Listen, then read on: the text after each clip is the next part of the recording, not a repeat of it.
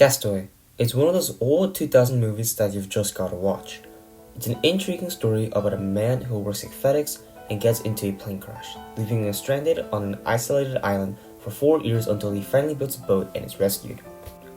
This movie was best known for its exploration of the subjects of time and isolation during the main character Chuck's isolation as he maintained his sanity with his valuable companion. But today, I wanted to look at a scene known for its emotional peak, the Chuck and Wilson's separation scene. After Chuck leaves the island with Wilson, he faces tons of storms and waves, and although he makes it through, Wilson falls off the boat, leaving Chuck very upset. Now that leaves us with the question, how does the Chuck and Wilson separation scene talk about life challenges? The scene where Chuck loses Wilson reveals the necessity of embracing discomfort while facing vulnerability during life's challenges to improve one's life.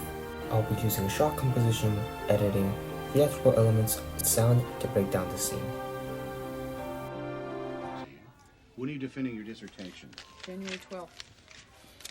In this scene, Chuck has a very tight grip on the raft, and when he loses it, desperately tries to go back to it, but is slightly hesitating. This shows that Chuck wants to get to Wilson, but cannot let go of the raft.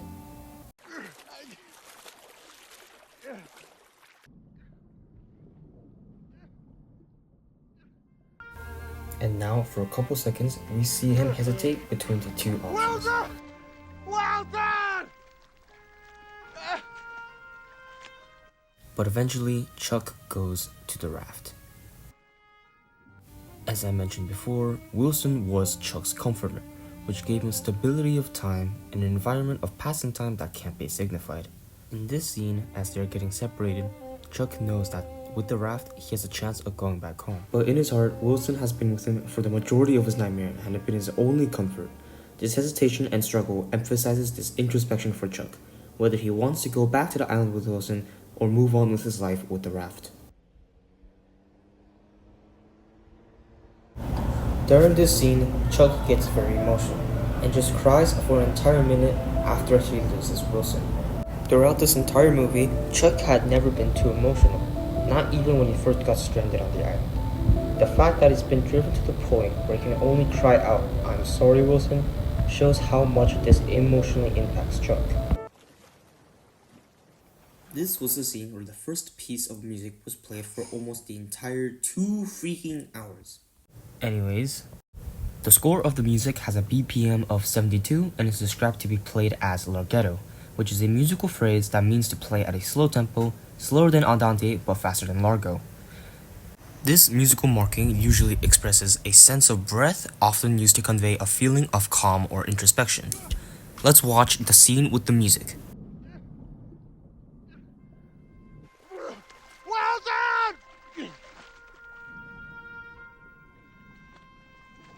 Well done!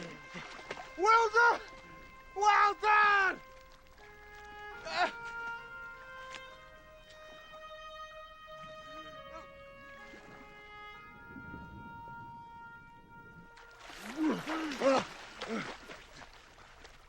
Wilson! Well done! I'm sorry! I'm sorry, Wilson! Wilson, I'm sorry! I'm sorry! Wilson! I can't! Now let's watch another example of larghetto.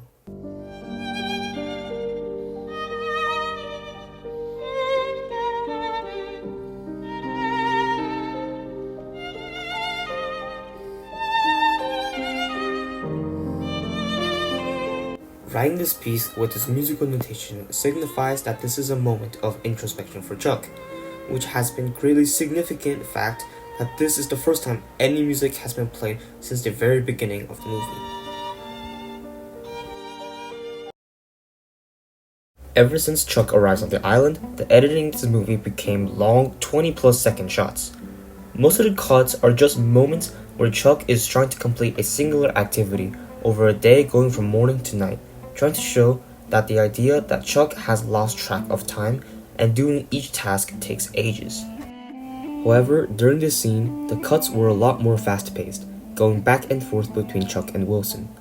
The scenes that consist of more regular back and forth shots only take place at the beginning of the movie, where Chuck was talking to his wife, meaning the editors made the scenes cuts more fast-paced to emphasize the very close relationship between Chuck and Wilson.